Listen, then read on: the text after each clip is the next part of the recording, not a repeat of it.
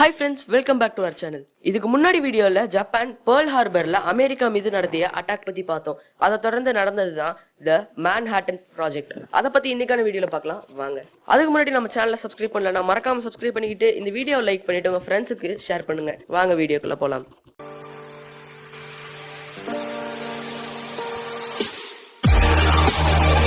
ஜெர்மனில இருந்து நியூயார்க்கு இடம்பெயர்ந்து வந்த ஒரு ஜூயிஷ் குடும்பத்துல 1904 மகனா பிறக்கிறாரு ஓப்பன்ஹைமர். இவரோட அப்பா ஒரு டெக்ஸ்டைல் பிசினஸ்மேன். அதனால சின்ன வயசுல இருந்தே ஓப்பன்ஹைமர் ரிச்சா தான் வளர்ந்திருக்காரு.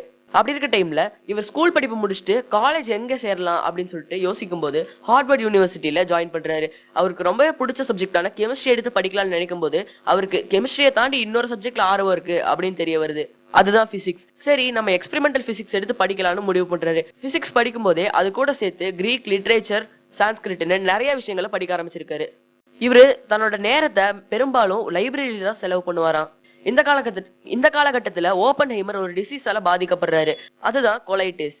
இதனால 3 வருஷத்துலயே அவர் முடிச்சிருக்க வேண்டிய அவரோட ஸ்டடீஸ 4 வருஷம் கழிச்சுதான் முடிக்கிறாரு. படிப்பை முடிச்சுட்டு அவர் போற இடம்னு பாத்தீங்கன்னா கேம்பிரிட்ஜ் யூனிவர்சிட்டி. அந்த யூனிவர்சிட்டியில இருக்கக்கூடிய லேப்ல சில ரிசர்ச் எல்லாம் பண்ணணும்னு சொல்லிட்டு தான் அவர் அந்த யூனிவர்சிட்டிக்குள்ளேயே என்டர் ஆகுறாரு.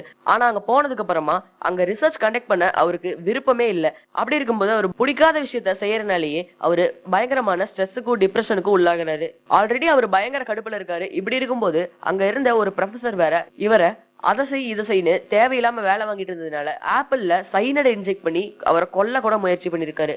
ஆனா மனசு மாதிரி ஓப்பன்ஹைமரே அந்த ஆப்பிள திருப்பி கொண்டு போயிட்டாரு. சரி, எக்ஸ்பெரிமெண்டல் பிசிக்ஸ் தானே ஊத்திக்கிச்சு, இப்ப நம்ம தியரிட்டிக்கல் பிசிக்ஸ் படிக்கலாம் அப்படின்னு சொல்லிட்டு ஓப்பன்ஹைமர் ஒரு யூனிவர்சிட்டியில ஜாயின் பண்ணி படிக்க ஆரம்பிக்கிறாரு. ஆனா அது கேம்பிரிட்ஜ் யூனிவர்சிட்டியில கிடையாது, அது ஜெர்மனில இருக்கக்கூடிய கோட்டிங்கன் யூனிவர்சிட்டியில. அதுக்கப்புறமா தான் தெரியுது அவரோட ஆர்வம் எல்லாமே தியரிட்டிக்கல் பிசிக்ஸ்ல தான் இருக்கு, எக்ஸ்பெரிமெண்டல் பிசிக்ஸ்ல கிடையாது அப்படின்னு சொல்லிட்டு. அதுக்கப்புறமா தியரிட்டிக்கல் பிசிக்ஸ்ல தன்னோட 23 வயசுலயே PhD வாங்குறாரு. அங்க படிப்பு முடிச்சதுக்கு அப்புறமா திருப்பியும் அமெரிக்காக்கே திரும்பி வர்றாரு. இங்க வந்ததுக்கு அப்புறமா ஒன்னும் சும்மா இல்ல, அவர் கலிபோர்னியா இன்ஸ்டிடியூட் ஆஃப் டெக்னாலஜில ஜாயின் பண்ணி மறுபடியும் அவரோட ரிசர்ச்சை கண்டினியூ பண்ண ஆரம்பிக்கிறாரு. ஆனா இந்த தடவை தியரிட்டிக்கல் சயின்ஸ் பத்தி ரிசர்ச் பண்ண தொடங்குறாரு. இவர் இந்த விஷயங்கள்லாம் பண்ணிட்டு இருந்த காலகட்டம் பார்க்கும்போது 1930 காலகட்டம். அதாவது இந்த டைம்ல தான் ஜெர்மன் சயின்டிஸ்ட் எல்லாருமே சேர்ந்து ஒரு அணுகுண்ட தயாரிக்கிறதுக்கான வேலைகளை பார்த்துட்டு இருந்தாங்க. இந்த நியூஸ் வேர்ல்டு வைடா ஸ்ப்ரெட் ஆகுது. இதை பார்த்து யாரு பயந்தாங்களோ இல்லையோ அமெரிக்கா பயங்கரமா பயந்தாங்க. இவங்க மட்டும் சரியான நேரத்துல நியூக்ளியர் வெப்பனை கண்டுபிடிச்சிருந்தாங்கன்னா கண்டிப்பா ஹிட்லர் தோத்திருக்க மாட்டாரு. அவர் ஒரு அழிக்க முடியாத தலைவராகவே மாறி இருப்பாரு. இதை பார்த்து பயந்த அமெரிக்கா அவங்களும் இந்த மாதிரியான ஒரு வெப்பனை கண்டுபிடிக்கிறதுக்காக முயற்சியில இறங்குறாங்க. அதற்காக ஆரம்பிக்கப்பட்ட ப்ராஜெக்ட் தான் தி மேன்ஹாட்டன் ப்ராஜெக்ட். இந்த ப்ராஜெக்ட் தொடங்கினது 1939க்கு மேற்பட்ட காலகட்டம், அதாவது வேர்ல்ட் வார் 2 ஆரம்பிச்ச காலகட்டம்னு சொல்லலாம். இந்த ப்ராஜெக்டுக்கான ஹெட்டா செலக்ட் பண்ணப்படுறது வேற யாரும் இல்ல, நம்ம ஓப்பன்ஹைமர் தான். அது வரைக்கும் ஓப்பன்ஹைமர் வெளியுலகமே தெரியாம தான் உண்டு தான் படிப்புண்டுன்னு வாழ்ந்துட்டு இருந்தாரு. இதுக்கு அப்புறமா தான் ஓப்பன்ஹைமர் வெளியுலகத்தை பத்தி தெரிஞ்சுக்கிறாரு. ஒன்ஸ் அவர் என்டர் ஆனதுக்கு அப்புறமா அமெரிக்கா என்ன சொல்றாங்கன்னா, நீ இந்த ப்ராஜெக்டுக்காக எவ்வளவு காசு வேணா எங்க கிட்ட வாங்கிக்கோ, எவ்வளவு பேரை வேணா வேலைக்கு வச்சுக்கோ, ஆனா எங்களுக்கு தேவை அட்டாமிக் பாம், அவ்வளவுதான் அப்படின்னு சொல்லிடுறாங்க. இதை கேட்ட ஓப்பன்ஹைமர் உலகத்திலேயே பிசிக்ஸ்ல அதிக நாலேஜ் இருக்கக்கூடிய 3000 பேரை வேலைக்கு எடுக்கிறாரு. அது மட்டும் இல்லாம யூஎஸ்ல இருக்கக்கூடிய லாஸ் அல்மோஸ் அப்படிங்கிற இடத்தையும் ப்ராஜெக்டுக்காக மெயினான ஹெட் குவார்டர்ஸா செலக்ட் பண்றாரு.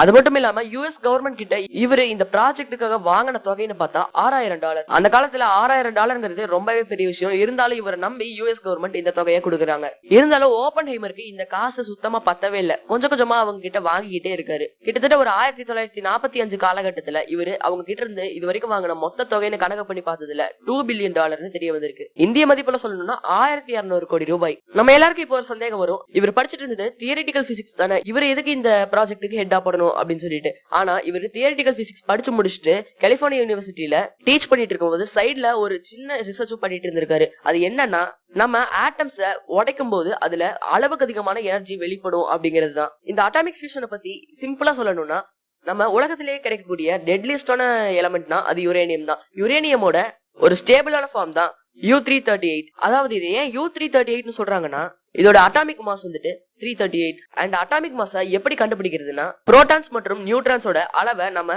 ஆட் பண்ணும்போது நம்மளுக்கு அதோட அட்டாமிக் மாஸ் தெரிய வருது. அப்படி பார்க்கும்போது இந்த எலமெண்டோட அட்டாமிக் மாஸ் 338 இருந்திருக்கு. அதாவது இதோட புரோட்டானோட அளவு 92 அண்ட் நியூட்ரானோட அளவு 146 இருந்திருக்கு. இது ரெண்டையும் சேர்த்தும் போது நம்மளுக்கு 338 கிடைக்குது. அதனால இதோட அட்டாமிக் மாஸ் 338. அண்ட் நான் ஃபர்ஸ்டே சொன்ன மாதிரி இது ரொம்பவே ஸ்டேபிளான எலமெண்ட். அதனால இந்த அணுவை ரெண்டா பிளக்கிறதுங்கிறது ரொம்பவே கடினமான ஒரு விஷயம்.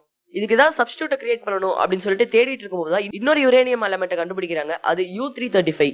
அந்த ஒரு யுரேனியத்துல இருந்த புரோட்டான் U338 மாதிரியே 92 தான். ஆனா நியூட்ரான்ஸ் மட்டும் 143 இருந்துச்சு. அதாவது U338 விட கம்மியா இருந்துச்சு. இதனால இத அணுப்பிளவுக்கு உள்ளாக்குறது ரொம்பவே ஈஸியா இருக்கும் அப்படின்னு சொல்லிட்டு சயின்டிஸ்ட் எல்லாம் நினைச்சாங்க. அது எப்படி பாசிபிள்னு கேட்கும்போது அவங்க சொல்ற பதில் என்னன்னா, இந்த ஒரு யுரேனியம் U335 நாங்க நியூட்ரான்ஸ் வச்சு தாக்கும் போது அந்த நியூட்ரான் அந்த அணுக்குள்ள போய் ஜாயின் பண்ணிக்கும். அதாவது இது U336 மாறும்.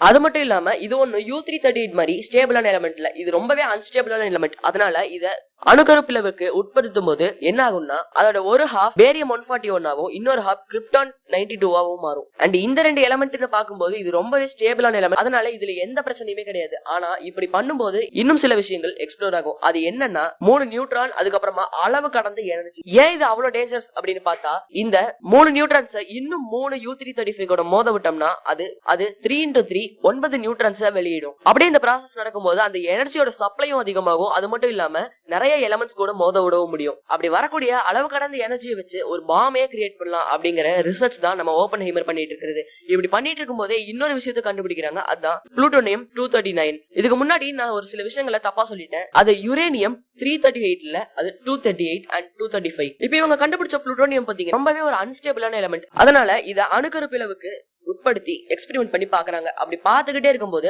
1945ல ஓப்பன்ஹைமர் தலைமையில இருந்த அந்த குழு ஒரு அட்டாமிக் பாம்பை சக்சஸ்ஃபுல்லா மேக் பண்ணி முடிக்கிறாங்க. அதாவது புளூட்டோனியமாலான அட்டாமிக் பாம். சரின்னு சொல்லிட்டு இதை டெஸ்ட் பண்ணி பார்க்கணும் இல்லையா, அதுக்காக ஒரு இடத்தை சூஸ் பண்றாங்க. அந்த இடம் தான் நியூ மெக்சிகோல இருக்கக்கூடிய அல்மகோடோல இருக்கக்கூடிய ஒரு சின்ன வில்லேஜ். அது மட்டும் இல்லாம இவங்க பிக்ஸ் பண்ண டேட்னா அது ஜூலை 16, 1945. இப்ப அந்த எக்ஸ்ப்ளோஷனுக்கு எல்லாத்தையுமே செட்டப் பண்றாங்க. அதுக்கப்புறமா நம்ம நினைச்ச மாதிரியே அந்த எக்ஸ்ப்ளோஷனும் சக்சஸ்ஃபுல்லா நடந்து முடிக்குது. இப்படி அவங்க சோதனை பண்ணி பார்த்ததுல பல பேரோட கண்கள் அந்த பாம்போட எக்ஸ்ப்ளோஷன்ல வந்த லைட்னால பறிக்கப்படுது. அது மட்டும் இல்லாம இந்த பாம் வெடிக்கும் போது அதோட மஷ்ரூம் கிளவுட் மேல தெரியும் இல்லையா, அது பல 100 கிலோமீட்டர் தொலைவுல கூட அவங்களுக்கு தெரிஞ்சிருக்கு. இந்த எக்ஸ்ப்ளோஷனுக்கு அப்புறமா ஓப்பன்ஹைமர் ஒரு பேட்டியில என்ன சொல்லியிருக்காருன்னா, இதுக்கப்புறமா இந்த உலகம் முதல்ல இருந்த மாதிரி அழகானதோ அமைதியானதாவோ இருக்காது. ஏன்னா மனிதன் அழிக்கிறதுக்கான ஆயுதத்தை மனிதனே கண்டுபிடிச்சிட்டான் அப்படின்னு சொல்லிட்டு கிளம்பி இருக்காரு. இதுல ஹைலைட்டான விஷயம் என்னன்னா, பகவத்கீதையில வரக்கூடிய ஒரு ஸ்லோகனையும் அவர் சொல்லியிருக்காரு.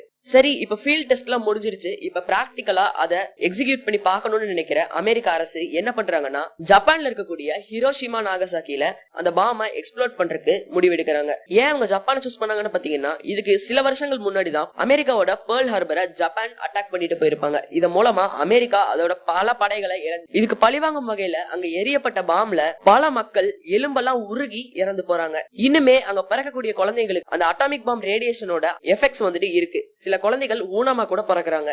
அவ்வளவுதான் ஃப்ரெண்ட்ஸ் இந்த வீடியோ உங்களுக்கு பிடிச்சிருந்ததுன்னா லைக், கமெண்ட், ஷேர் பண்ணுங்க. மறக்காம நம்ம சேனலுக்கு சப்ஸ்கிரைப் பண்ணிக்கோங்க.